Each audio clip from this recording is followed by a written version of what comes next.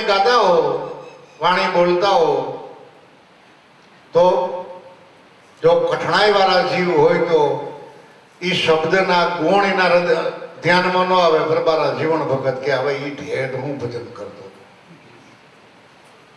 કારણ કે વ્યક્તિ દેખાય છે, વસ્તુ દેખાતી નથી. એ અભ્યાસ માગે છે. જ્યાં સુધી અભ્યાસ જો ન જાગે ત્યાં સુધી મીરાબાઈને રોહિદાસમાં શું દેખાણું? બાઈ માણસ હતી, પણ એવી એની કમાઈ હતી એટલે એને દેહ નહીં દેખાતો. એના મુખમાંથી જે ધારા આવતી હતી એ શબ્દની આઈને એને શબ્દ હતો, એ ગુણની આઈને બંધાણા હતા. અને નામને નાતે જીવન જીવતા, વચનના વ્યવહારે જીવન જીવતા, દેહના વ્યવહારે, દેહને નાતે નહીં. તો જ્યાં જ્યાં આપણી ગદગંગા જ્યાં ભેરી થાય છે આ સૌદય લોકમાં, થોડાક વિસ્તારમાં સંતો છે, બીજા વિસ્તારમાં નથી એમ માનો. આખા હિન્દુસ્તાનમાં, ઉત્તર ગુજરાતમાં, દક્ષિણ ગુજરાતમાં, વાગડમાં, કંસમાં, જુદી જુદી જ્ઞાતિમાં, જુદી જુદી ભાષામાં એનું વર્ણન કરી જ ગયા છે. નામના પારખો, નામને વરેલા અનંત ને અપાર છે. પણ પામે કોણ? કે નાભી કમળમાં નાથ નિરંજન, નૃત્ય સુરતે અસમાન સળે. અસમાન, આકાશ, ગગન, એ સત શબ્દને કહ્યું છે. જેની સુરતા સત શબ્દમાં મળે એને ગગન મંડળ કહ્યું, એને આકાશ પણ કહ્યું. એ નાભી કમળમાં નાથ નિરંજન, નૃત્ય સુરતે અસમાન સડે. કેવલ્ય નામ કા કરે પિશાના. એ નામની કિંમત કરે, નામને ઓળખે. વળી નામની સત્તા કેવડી છે, રોમે રોમમાં નામ ગાજી ગયું છે. નામનો મહિમા જેને સમજાણો એને તો એ નામને હાથે જીવનની આહુતિ આપી દીધી. એવા તો અનંત ને અપાર સંતો. પણ દેહ ભાવ, દેહ દેખાય એટલે જાત વર્ણ દેખાય, દેહ દેખાય એટલે એના હારા હાથા કર્મ દેખાય. કે નો દેખાય? પછી હારા હાથું દેખાય, જાત વર્ણ દેખાય એટલે ભાવા ભાવા થાય. ભાવા ભાવા થાય એટલે દ્રષ્ટિ ફરે, દ્રષ્ટિ ફરે એટલે વિચાર ફરે, વિચાર ફરે એટલે વાણી ફરે, વાણી ફરે એટલે વર્તમાન ફરે, વર્તમાન ફરે એટલે જે આપણી સુરતાને જે દિશા મળવી જોઈએ એ દિશા ન મળે ને એની દિશા બદલી જાય એટલે એને કહેવાય દેશમોહ. સાદી ભાષામાં આપણા બાબા કહેતા કે ભાઈ એની દયા થઈ ગઈ છે એટલે કોઈનું કયું કરતો નથી. આ તો લૌકિક વાત. ગઈઢા માણસો એમ કહેતા ભાઈ એની દયા માઠી બેઠી અથવા એની દિશા બદલી ગઈ. એટલે જે દિશા ઉપર સદનામ સદગુરુ તત્વો બિરાજે છે એ દિશા ઉપર જેની સુરતા વળે તો એ ઉત્તર દિશા જેને વળતી આવે, લાભ લક્ષ્મી એને ચરણે થાવે. ફરી ભક્તિ કરે જો પ્રેમની ભાવે તો એ નામ વાળાને કોઈ દી આ જગતમાં ત્રુટો ના આવે, ખોટ ન આવે. આવો મહાપુરુષોનો પડકારો છે. એટલે નાભી કમળમાં નાથ નિરંજન, નૃત્ય સુરતે અસમાન સડે. વળી કેવલ નામ કા કરે ભીષાણા, તો જરા કરમ એને નહીં નડે, એને બુઢાપો નહીં નડે. અને જે કઈ કર્મ કર્યા છે એ બધા કર્મ એના ધર્મના રૂપમાં મળી જાય એટલે કોઈ પણ એના કર્મનો લીસોટો પણ રહેતો. શુદ્ધ અને પવિત્ર એનું જીવન બની જાય. પણ કેવલ્ય નામને ઓળખો પિશાણો. તો બાબાએ કહ્યું કે નામ છે નૈયા, એ જ નામ ખેવૈયા, એ જ નામ છે તારણહાર. જુગો જુગમાં નામ છે તારણહાર. વળી અધમ અજામિલ સજનો કસાઈ, આધે નામે ગુણકા ધરાઈ.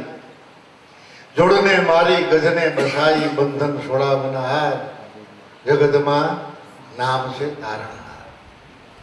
તારણહાર કોઈ વ્યક્તિ નથી, પણ જે વ્યક્તિના ઘટમાં કારણ સાહેબ તમારી સાહેબી ઘટો ઘટમાં રહી સુપાય, પણ બલિહારી ઓહી ઘટની કે જા ઘટને પ્રગટ થાય.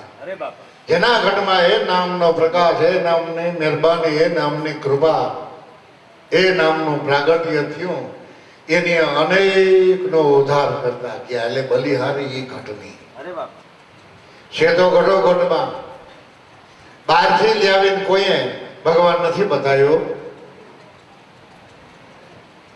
ગુરુગમ વાળા જે બાળકો છે એ શિવ મટી અને શિવ સ્વરૂપે થઈ કેવલ્ય નામને નિરખી અને કલ્યાણ પદને પામવા માટેની જ આ મહાપુરુષોએ મહેનત કરી છે. અરે બાપા, કલ્યાણ સ્વરૂપ જ એનું છે. પણ દ્રષ્ટિ ફેરે, સમજણ ફેરે, જીવનમાંથી વાદ વિવાદ, ખાર ખેદ, કૂડ કપટ, ઈર્ષા, અભિમાન એ ઘડીકમાં જાતું નથી. માટે હરદમ એકદમ શ્વાસે શ્વાસે ભજન કરવું, નામને આધીન રહેવું, વળી સદગુરુ સત શબ્દમાં વચનમાં પરિપૂર્ણ વિશ્વાસ રાખો. મહાપુરુષોએ એમ નથી કહ્યું કે તમે મારા ઉપર વિશ્વાસ રાખો, કે સદગુરુ તમારી સાથે છે, વચનમાં વિશ્વાસ રાખજો અને એને હર ભલે ભલે યાદી કરજો. બલિહારી છે આવી ભલામણ કરવા વાળા મહાપુરુષો. કોણ એવી ભલામણ કરે કે જે પરહિતકારી જેનું જીવન છે ઈ, બીજા એવી ભલામણ ન કરે.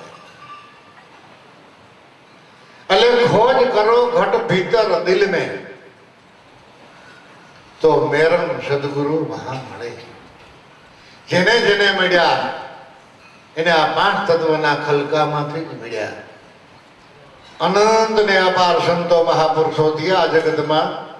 ઉત્તર ગુજરાતમાં, દક્ષિણ ગુજરાતમાં, સૌરાષ્ટ્રમાં, કચ્છ વાગડમાં, બીજા બહારના દેશમાં આ જગત કોઈ દી વાંચ્યું નથી. સંતો કાયમની માટે છે, ભક્તો છે, જતી સતી છે, સુરા છે, દાદાર છે.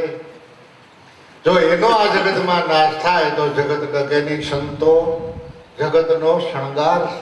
અરે બાપા, એનાથી જ આ શોભી રહ્યું છે, સંતો ભક્તોથી અને સેવાભાવી જે દાતાર પુરુષોથી. આમાં કોણ બોલે છે, કોણ ચર્ચા કરે છે, કોણ ખાય છે, કોણ ખવડાવે છે, એનો જો છેડો વધવા જાય તો એનો પાર આવે એમ નથી.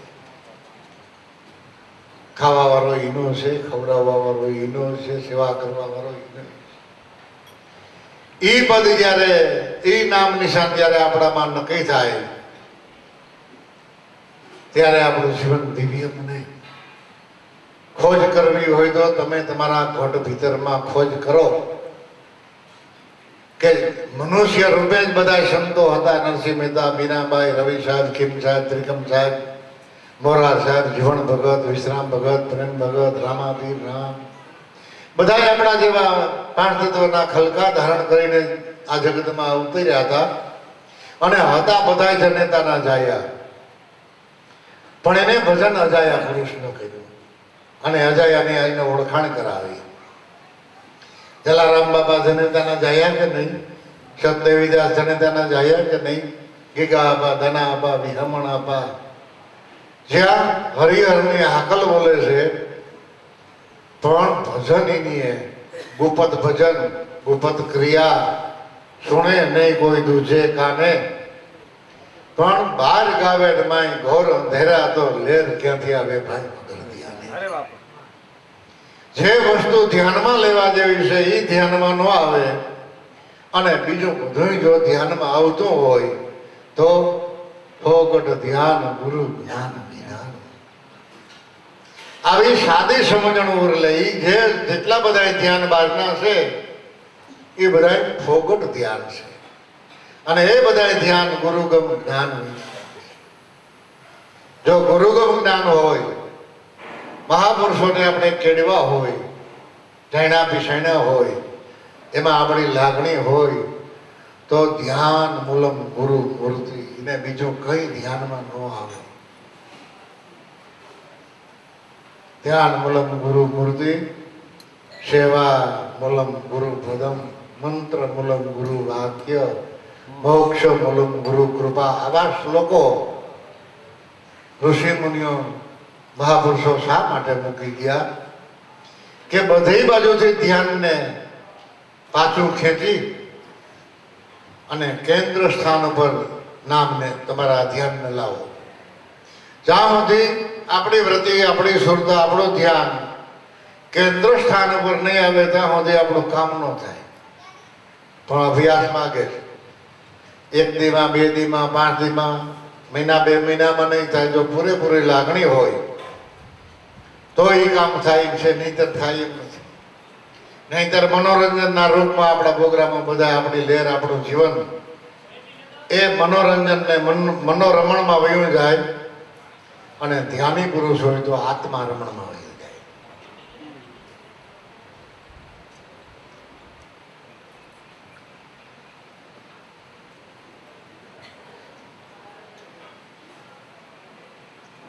એટલે ખોજ કરો ઘટ ભીતર દિલ મેં, મેરમ સદગુરુ વહા મળે. આ 5 તત્વના જે બન્યા છે બધા પૂતળા, એમાં સદગુરુ સાહેબ વહા મળે. દરેકના ઘટમાં જ્યાં જ્યાં જ્યાં જ્યાં જેને મળ્યા, સંતો મહાપુરુષોની 5 તત્વના ખલકામાંથી જ મળ્યા. પોતાના જ ઘટમાંથી એવો અવાજ આવ્યો કે મને પરિબ્રહ્મ પરમાત્મા મળ્યા. તો ક્યાં સ્વરૂપે મળ્યા? મીરાબાઈને મળ્યા, નરસિંહ મહેતાને મળ્યા, રોહિદાસને મળ્યા, કે સંત સ્વરૂપે, મનુષ્ય રૂપે. અને આપણા જેવડા ને આપણા જેવા થઈને ભગવાન આપણે ઘેરે આવે તો પોહાય. બીજું સ્વરૂપ ધારણ કરીને આવે તો ન પોહાય.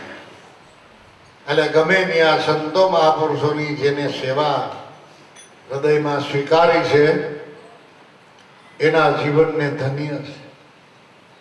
કોઈ સાધુની, સંતોની, વડીલોની મર્યાદા રાખે અને એની જે સેવા કરે એ સેવાનું એને ફળ મળે મળે અને મળે. મહેનત કોઈની મારી જાતી અને એનું પુણ્ય, સેવા એનું ફળ, સમરણ એનું કલ્યાણ. જે જેનું કામ છે, પાણી પાણીનું કામ કરે, અનાજનું કામ કરે, શરીર શરીરનું કામ કરે, શ્વાસ ઉશ્વાસ એનું કામ કરે. તો શ્વાસે ઉશ્વાસે જેને સમરણ ભજન કર્યું છે, અહોરનિશ બંદગી કરી છે, એને એ સ્વરૂપની પ્રાપ્તિ થાય. તો તમે તો એ પદને સમજી શકો છો, જાણી શકો છો કે સમરણ કરવા માટે આપણા હાથ, પગ, આંખો, જીભ, આપણા પૈસા, આપણી મિલકત, આપણી મોટાઈ, આપણી ઘણી પ્રકારની ઓળખાણ એ એકેય સમરણ નહીં કરી શકે. એનું સમરણ કરવા માટે સાધનમાં સાધન જો હોય તો શ્વાસ ને ઉશ્વાસ, એ સિવાય કોઈ સમરણ કરી શકાય નથી. એ શ્વાસ ઉશ્વાસ એના પ્રતિનિધિ છે.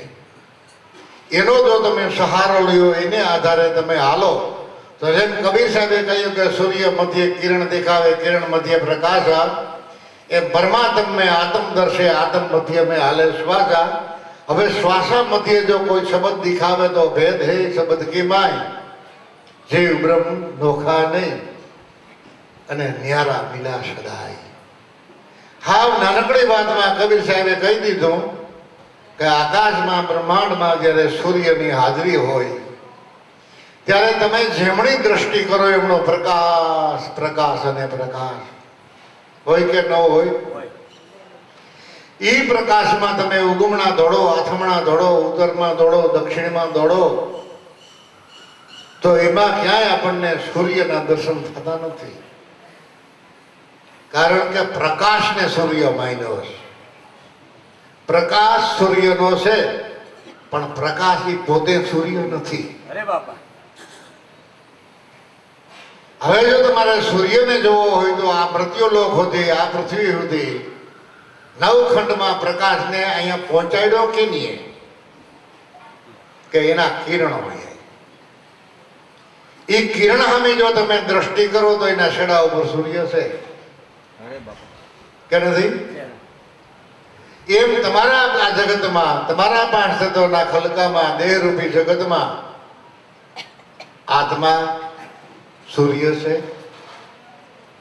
કિરણ એના શ્વાસા, એને લઈને રોમમાં એનો પ્રકાશ છે નવે ખંડમાં. એટલે સૂર્ય મધ્ય કિરણ દેખાવે, કિરણ મધ્ય હે પ્રકાશા. એવી જ રીતે પરમાત્મ આત્મ દર્શન, આત્મ મધ્ય में હાલે શ્વાસા. જે પરમાત્મ સ્વરૂપે, સદગુરુ સ્વરૂપે એને સૂર્ય કયા, આત્મ સ્વરૂપે કિરણ કયા, અને શ્વાસ ઉશ્વાસ એનો પ્રકાશ કયો. હવે એને જો પામવું હોય તો શ્વાસા મધ્ય કોઈ શબ્દ દિખાવે તો અર્થ હૈ શબ્દ કે માય. જેને તમે જીવ બ્રહ્મ કયો એ પોતે જ પરિબ્રહ્મ, ન્યારા નહીં છે સદાય. એ કોઈ દી નાશવંત બનતા નથી, કાયમની માટે છે અને છે. એ ભૂતકાળ ક્યારેય બનતા નથી. પણ સૂર્યને જોવા માટે કિરણમાં જો તમે દ્રષ્ટિ કરો તો તમારી આંખ કે મારી આંખ ખમે એમ નથી, રેલાઈ જાય તમારી દ્રષ્ટિ અને સૂર્યના દર્શન થશે નહીં. એમ શ્વાસાની અંદર કદાચ કોઈ બળ કરીને ડોકું કાઢવા જાય, મહેનત કરે, દ્રષ્ટિ કરે